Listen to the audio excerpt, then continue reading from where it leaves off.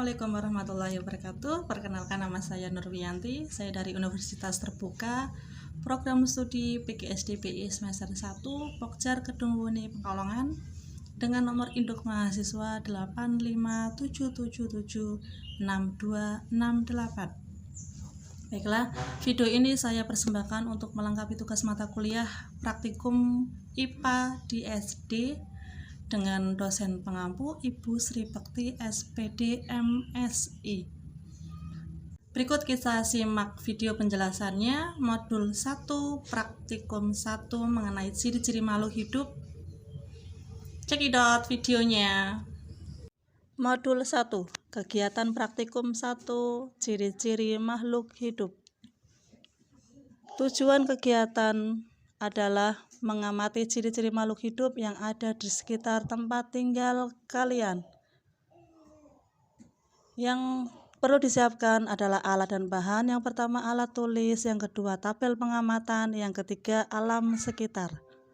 Cara kerja yang pertama, siapkan alat tulis dan tabel pengamatan yang perlu dibutuhkan. Yang kedua, pergilah ke lingkungan yang ada di sekitar tempat tinggal Anda, baik itu kebun, sawah, hutan, atau lingkungan lainnya. Yang ketiga, temukan lebih kurang 10 makhluk hidup, 5 hewan, dan 5 tumbuhan. Yang keempat, catatlah ke-10 jenis makhluk hidup tersebut dalam lembar pengamatan. Yang kelima, amatilah ciri-ciri dari setiap makhluk hidup yang telah Anda catat. Yang keenam, bubuhkan tanda centang pada lembar pengamatan.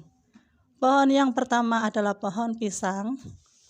Yang kedua ada pohon kelengkeng. Yang ketiga ada pohon mangga. Yang keempat di situ ada pohon jeruk. Dan yang kelima di situ ada pohon sagu. Untuk binatang yang ada di sekitar tempat tinggal kita, yang pertama ada kambing. Yang kedua ada lalat, yang pasti semua rumah ada. Yang ketiga ada nyamuk. Yang keempat ada kucing. Dan yang kelima ada ayam.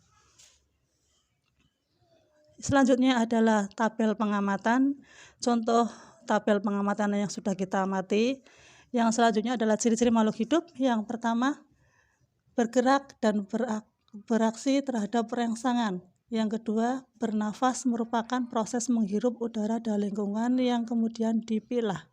Yang ketiga, perlu makan. Yang keempat, tumbuh karena setiap makhluk hidup akan mengalami pertumbuhan. Yang kelima, berkembang. Semua makhluk hidup juga berkembang biak untuk memperoleh keturunan. Dan selanjutnya adalah tumbuh, karena setiap makhluk hidup akan mengalami pertumbuhan. Pertumbuhan bisa dilihat dari bertambahnya ukuran tinggi dan berat. Yang kelima, berkembang biak, karena semua makhluk hidup juga berkembang biak untuk memperoleh keturunan. Kesimpulannya, ahli ini adalah bahwa hewan dan tumbuhan adalah makhluk hidup yang memiliki ciri-ciri sebagai makhluk hidup.